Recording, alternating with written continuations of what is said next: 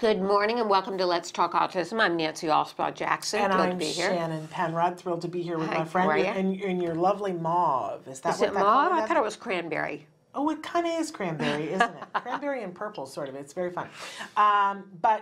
Thrilled to be here with you. And normally we start out the show within the news, but we have a news segment that we're bringing to you at least once a month that we, you know, Nancy and I, when we cover in the news, a lot of times there's research studies and we do our level best. Right, but we're not scientists by any hilarious. means. Right.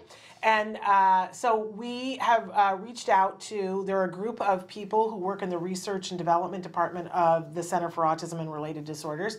And on a monthly basis, they bring us one of their bright up and coming stars to join us. And so that is what we're doing this morning. We're welcoming Nick Marks to the program. And Nick, we're going to start by having you tell us a little bit about what you do at the Center for Autism and Related Disorders. And welcome to the show. Hi, Nancy and Shannon. Thank you very much. I'm Nick. I actually work in the Research and Development Department. Basically, what we're looking at is new intervention strategies and just any type of new research that incorporates ASD and how that can change our intervention for the better. So today I'm going to be presenting on a piece that was in Behavior and Practice Journal by Lugo and colleagues, and it's titled Developing Procedures to Improve Therapist and Child Rapport in Early Intervention. And the reason that we're going into this is because we want to show that as a behavioral science, ABA, that there's research into ethics and compassion in our field. And we want to apply that research to our everyday practice in our clinics. Our mission encompasses family satisfaction, and we're really using this research in ethics and compassion to encourage an environment aligned with similar practices to what the medical world has to offer. So we need to attempt to understand concepts like how building rapport with a patient and with a patient's family really goes to affect the clinical outcomes. Now, not a lot of studies have examined this idea that building rapport will affect patient outcomes. However, we did find one study, the study that I just mentioned, that suggested a framework of how to build rapport with our clients. So for me, myself, I'm really big on this ethical concept of beneficence, and that means doing the most good for the most people or the most patients.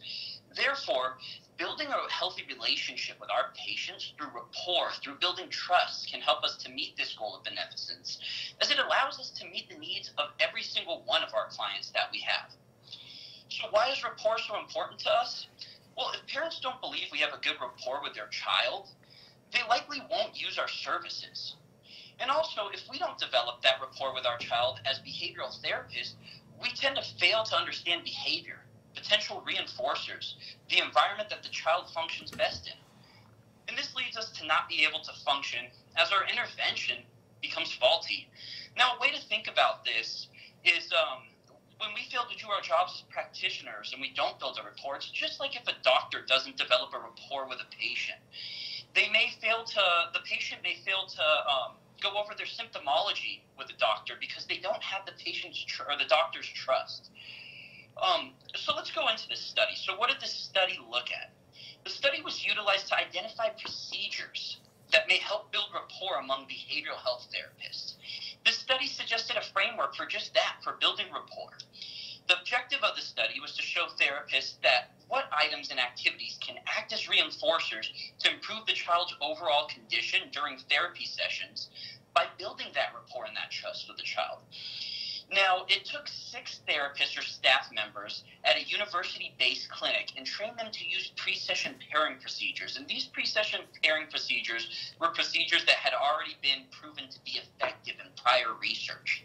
Now, these pairing procedures were allowing the child to have access to tangible items and activities that their patients may like before they went into a session, a lot like a preference assessment. Now, the pairing procedure itself involved engaging in the activities of the child's choice, delivering those preferred items, and imitating the child's actions to gain the child's trust, along with ensuring the child's happiness. Now, happiness is key here, not just in building rapport, but we as practitioners, we tend to forget that children need to be engaged and happy when they're learning. And I believe that happiness is key in building rapport with children. I'm sure you as parents can understand that when a child is unhappy, they tend to not want to do what you want them to do. So let's get back into the study. The authors suggested 6 key points of action that should be involved in pre-session pairing skills. So I'm going to go over those distance of a child, such that the therapist is always engaging the child while having the child's attention. This is important. The child needs to begin to trust the therapist and know that the therapist is always going to be right by the child if they need anything. Now, the second point was providing praise for appropriate playing skills. Now, we all know positive reinforcement is enormous in the success of ABA therapy, and this needs to be structured so that the children feel comfortable and know that they're doing the right thing at the right times. Now, 3, the therapist repeat the vocalizations of a child. Now, this is kind of funny, and it's meant to be in a playing way, such that as the child barks like a dog, the therapist barks back like a dog. And play is so important for all children, and we need to teach children that playing and having fun is indeed an acceptable thing. Now, 4, therapists imitate appropriate playing skills. Now, this goes back to play. We need to ensure children are having fun and just playing like kids. This serves as reinforcement as children see that they're playing correctly when their therapist imitates their play skills. Now, number 5, the therapist describes what the appropriate play skills are that the client is doing and provides a tangible item to them. Again, this concept is reinforcing and helps to maintain the child's appropriate behavior while extinguishing inappropriate play skills. Now, number 6, and the last of the point, is that the therapist creates a new activity by changing the function of a toy, such that they turn a book into a playhouse. We need to make children feel as though they should be creative with their play skills. Now, all these pairings, like I said in the past, were tested by the 6 behavioral therapists, and measurements were used to see if the behavioral therapist could actually adopt these play skills in a session environment. So why did we use this in a test environment? Well, the author derived these pre-session pairing procedures from prior literature and pairing procedures, functional analysis, and behavioral parent training that gained traction and showed efficacies. So what were the results of this? Well, what we found was that these therapists who they tested these skills on were actually able to adopt these skills within about 5 1-hour sessions. And so why did we use these skills? Well, we use these skills because they help to reduce problematic behaviors. They help to reduce the aversive nature of the therapeutic setting that is new to a child, and that helps to build rapport. And other than that, prior studies have demonstrated that pairing and rapport building as a treatment package combined together does in fact reduce the aversive nature of therapy in clinic setting. So now performance feedback was given to therapists after each setting indicating which skills were met. And we can utilize this in our own setting at CARD by performing similar performance feedbacks from some of our BCBAs or our therapist liaisons. And in conclusion, found that pre-session pairing can be used to build rapport with children receiving behavioral health services, as it helps to allow the child to feel comfortable in a therapeutic setting. Now, CARD and other healthcare providers can implement these pre-session pairing procedures before each and every session to help find reinforcers for the children and to help build trust among these children. Okay. And that, I don't know if you were done, but that was, I've got a lot of questions and comments about this, because a lot of times research for me, and you and I talk about this all the time, that I call it the big duh, right? That's like, well, to me, it makes perfect sense what you were saying, Nick, that when you have a good relationship, and as you were saying, rapport, when a therapist and a child have a good relationship, you're going to get more done. Of course. Right? You're just going to get more done. And we say, of course, but research would say, well, is that true? But what they found is that it does work, correct, Nick? That's the first takeaway? Absolutely. Okay. Yes. So you listed off these 6 things, these 6 pre-session pairings that, because that's a mouthful in and of itself. Pre-session pairings. I was like, wait a second. But that were found to be effective, and that they also found that any therapist could do. And as you were talking about them, I was like, well, yeah, I can remember therapists doing this with my son. And then I started thinking about it, the therapist that I really loved did this kind of stuff. Right. And that sometimes you take it for granted that some people know to do some things, and why don't other people do it? But to pare it down, to distill it to these 6 things and say, hey, if you do these 6 things, you're going to hit it out of the park. I kind of love this, even though I sort of felt like in the beginning, I was like, well, that's kind of a big duh, isn't it? But for people who don't know, look, if you do X, Y, and Z, you'll be more successful for the kid. It's good to have it listed. And in fact, they found that across the board, they could teach therapists to do this rather quickly, was the other takeaway, right? Correct, yes. Okay. Absolutely. Am I missing anything out of that? I think you did well there. I was paying attention. But think about this from a parent point of view. Because as I was thinking about these, I was like, would this make me like the therapist more, me the parent, if I saw them sticking close to the child? Of course, I'll tick that box. I like that, right? That they praise my child? Of course I like that. Tick that box. That they repeat vocalizations that my child does? Yes, I like that too. I don't know that everybody would like that for all things, but I like the idea that the child does something and you do it too, and that builds rapport. Creates a bond between the yes, I therapist like and that. the child. Imitating appropriate play skills, I like that too. And describing what they just did that was correct and offering them a reward for it. Gosh, I'd like that therapist too. And then morphing that into something that takes us from whatever play they were doing into more imaginative play. That's a rock star therapist to me, right there. Now, Nick, are you incorporating this with all therapists now that are working with card clients? Well, this is a framework. This is actually just a framework, and we do want to test probably the validity of this to make sure that this works for our specific organization itself. But this is definitely the framework that we should be working off of. Like you said, I mean, it's a big duh, but it's something that, we have to sometimes see in writing to understand. Absolutely.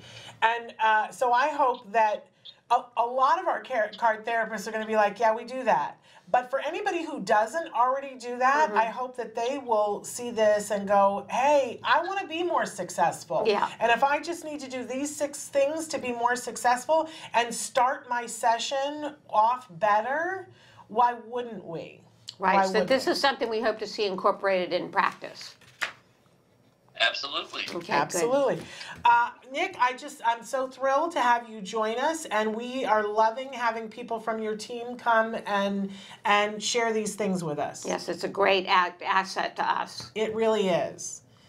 So thanks for being with us. If anybody has questions, Nick, you guys can write to me and I'll forward them to Nick. Let's do that. So you can either write to me on the show or s.penrod@autism-live.com. All right? Thank you, Nick. Thank you so much. Thank you guys very much. All right, bye-bye. Take care.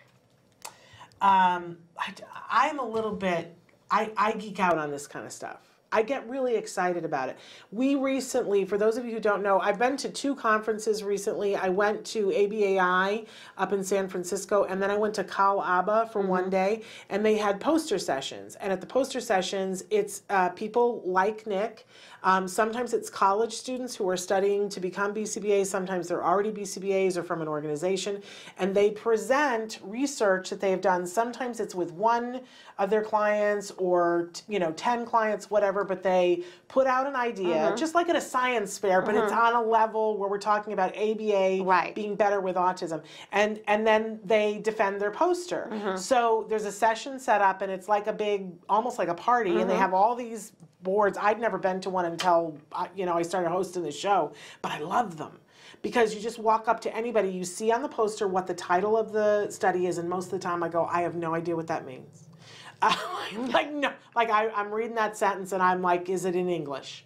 But you walk up to them and say, so tell me what what your study is, what it did, what it meant, whatever. So we were live. I went around to the posters and asked people, what is your study? And then when I didn't understand it, I would say, yeah, does that mean this? And they would go, no. And then pretty much what we do here on the show, where I go, does it mean this? No. And then they would explain it to me again. And I think they're kind of hilarious, but very informative. So those are available on our Facebook page. Oh, good. If you want to go and look at them to see. The one session, I went an hour and a half straight live, and I didn't get to everybody. That's how big these things are. And I just say to parents, if you have the opportunity to go to a conference that's having a poster session, don't say to yourself, I don't know what to do, I don't know what they're saying, and avoid it, go. Yeah, because ask questions. It's free. It's self-explanatory once you get there, right? Or the therapist, they break it down for you. You have to ask them and say, I don't Right, understand right. that, but it's great for them. It's good training for them, and they have to defend whatever what their study is, and they're supposed to be able to speak intelligently about it to anyone. And it's free to ask them, and you find out about what they're doing with the Right, research right. and how much better ABA is getting. I get excited. I'm sorry. I know you do. No, that's In very any good. case, we've got a great guest who's coming up. Yeah, we do. Who's helping one of our Act Today families. So Yeah, let's take a break, and we're going to We'll come be back, back. and we're going to be with Mark Hildreth, and he is an ex-pro wrestler, but now is coming to us from Paradise Exteriors. right. So Because he's helping we'll with talk a more grant. about that. So we'll talk to Stick him with when we us. get back. Stay with us.